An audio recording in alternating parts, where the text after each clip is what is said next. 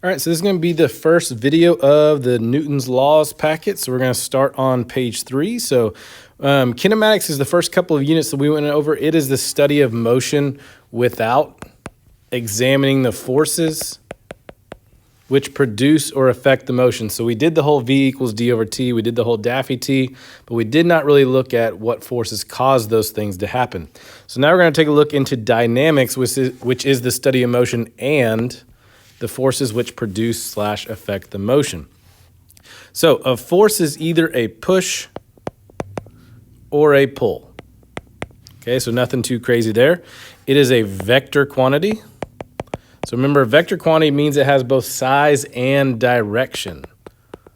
Okay, so that means you can have things like left, right, positive, negative. Okay, so it has direction. So force is a vector. So the SI unit for force is, so since we're studying him, the unit for force is actually Newton. Okay, so nothing too crazy there. So talking about briefly about the fundamental forces, we're not going to go too deep into all these. We've done some of these in chemistry. Okay, so there are 4 fundamental forces in the universe. Okay, and we're going to go in order of strength. So we have our strong nuclear force, which is our first one. And that is the force that holds the nucleus of an atom together and acts over a very short range. So it holds those atoms tight. Okay, so that makes sense. It would be very strong. Okay, our next one would be electromagnetic. Okay, so that's basically the attraction between a positive and negative. Now, when you talk about chemistry stuff, we have things like polar atoms or polar molecules are going to be attracted to each other. So that's the forces between charges and the magnetic force that holds atoms and molecules together. Now, 3 is a weak nuclear force. Okay, so it's still going to be responsible for holding together atoms and stuff, but it's a little bit weaker, so the atoms may not be able to sustain that. So you have things like radioactive decay, okay, or things like fusion, or basically things that are just going to briefly kind of hold them together, but not as strong as a strong nuclear. Okay, but don't get too deep into that. So we're just going to worry about mostly Newton's law. And now we will take a look into this 4th one, which is gravitational force.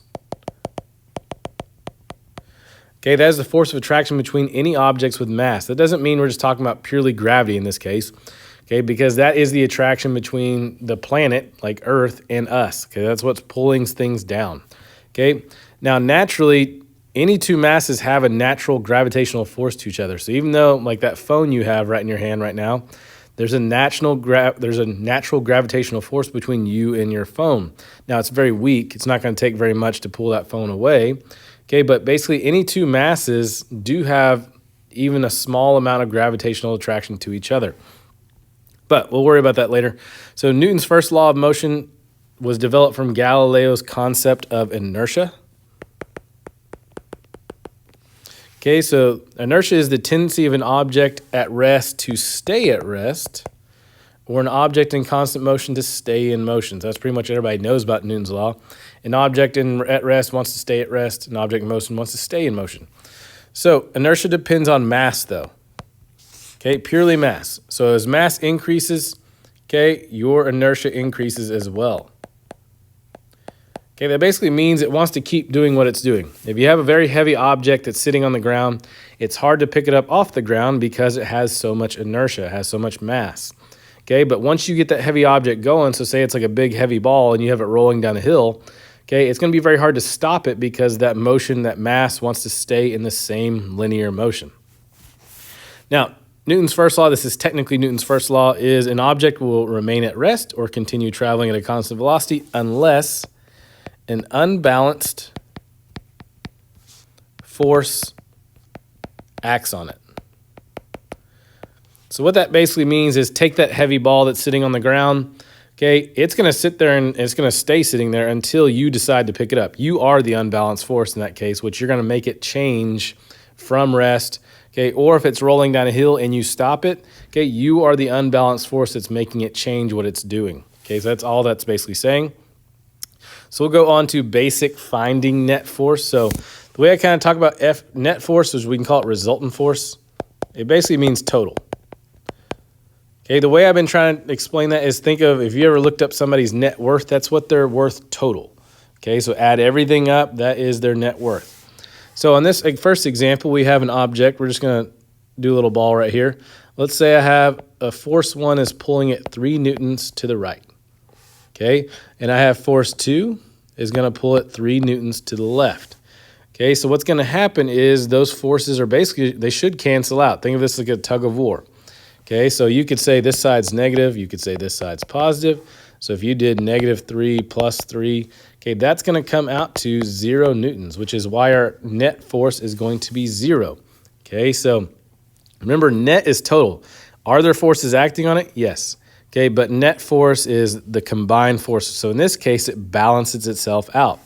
So if F net is 0, we are in equilibrium, or that means you're balanced. Okay, that means there's not one force that's overpowering another. Okay, a key takeaway from this, though, is there is no acceleration. So no acceleration. So if everything's nice and balanced, okay, your F net is going to be 0 right here. Okay, that means everything cancels each other out, and you're not accelerating. So that means you could be sitting still. You could actually be going at a constant velocity, but as long as you're not accelerating, your net force is going to be 0.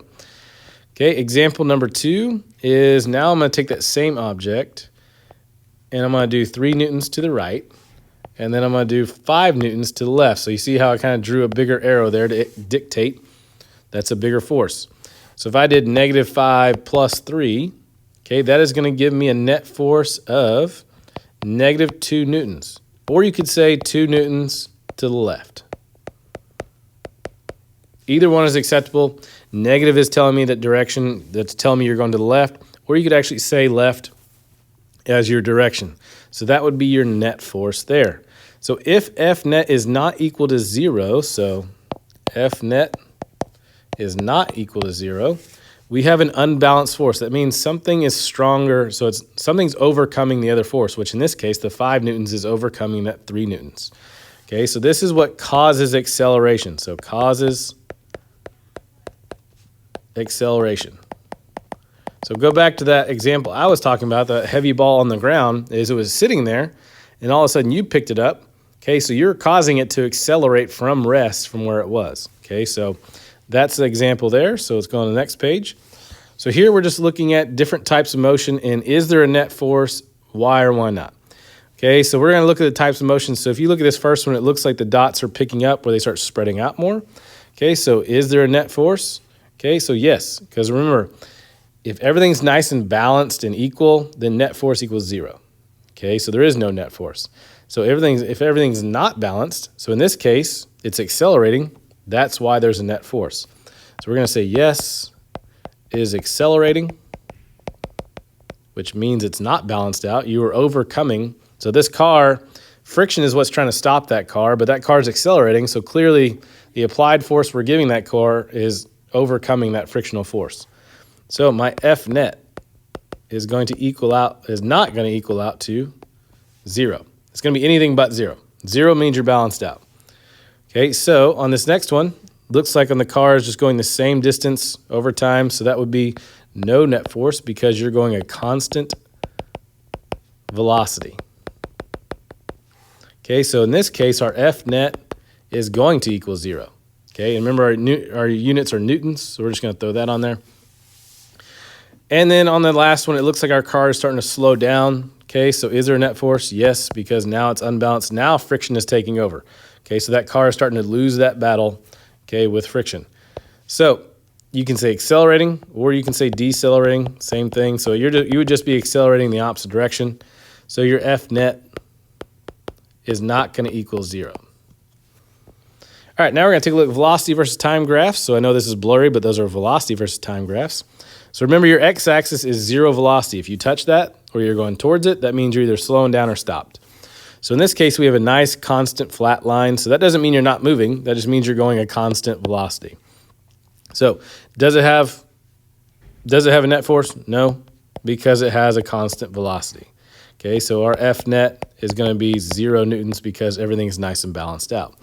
Now, if you look at the next one, it looks like we're going towards the x-axis, so this is slowing down. Okay, so does it have a net force? Yes, because it's decelerating, so we're going to say our F net,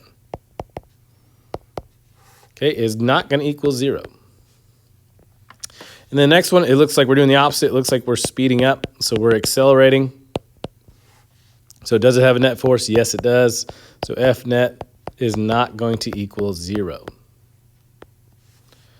Okay, now a position versus time graph. So we're going to do a little bit here. So position versus time graph, remember your slope was velocity. So in this case, our slope is constant. Okay, it's not changing. So this would be a constant velocity. So would it have a net force? No, because everything's nice and balanced out. So F net is going to equal 0 newtons.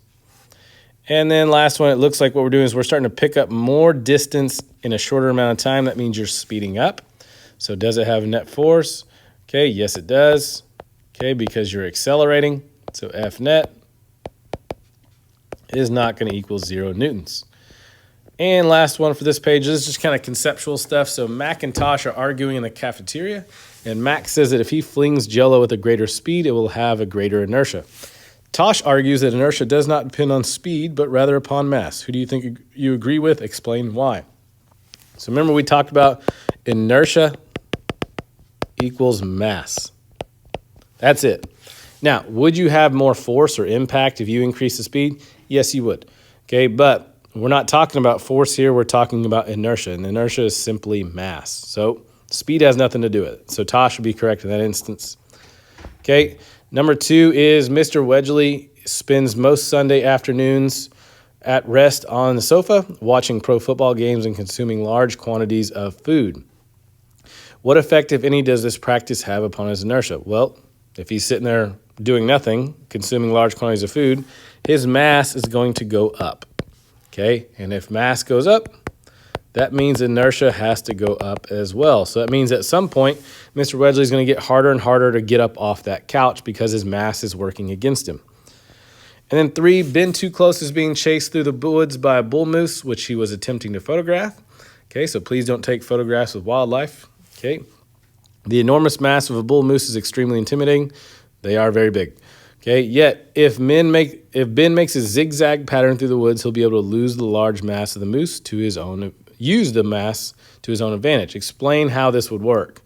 Okay, so that moose is a lot bigger. Okay, so remember, once that moose gets going in a direction, so say Ben is going this way, and Ben is this big. Okay, and then you have the moose is chasing him. So we're going to say this is the moose, and he's right behind him. Okay, if Ben decides to change direction, Ben can change direction a lot easier than him because that mass there's not as much mass to change direction. So inertia wants to keep an object moving in the same direction. So if you increase mass or increase inertia, okay, so same thing. Okay, it's harder to change direction.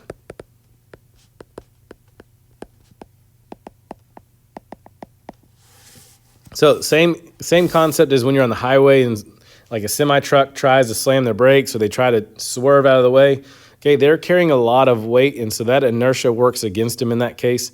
It wants to keep going the way it's going. So if Ben's theory is if he's smaller, he can make zigzags, and that moose is going to have a hard time keeping up because his mass is working against him. So that'll end that video. So we'll do some basic stuff on the next one. So we'll start doing free body diagrams on the next video.